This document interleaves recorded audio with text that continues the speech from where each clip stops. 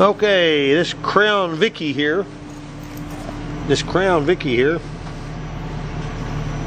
I'm gonna hold that rag so you can see what it's doing. See that? That's an irregular misfire.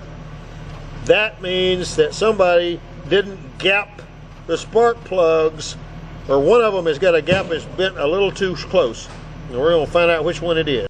Okay, this looks pretty doggone good, and I don't really see a lot wrong with that. The gap was a little bit close until you turn it over, and that does that. So that was our poo skipping. We knew there was something wrong with the spark plug. Usually it means the gap is bent shut, but in this case it was set up. I don't know how you would do that even if you wanted to. That's what it's supposed to sound like right there. Real smooth, no puff. Very nice.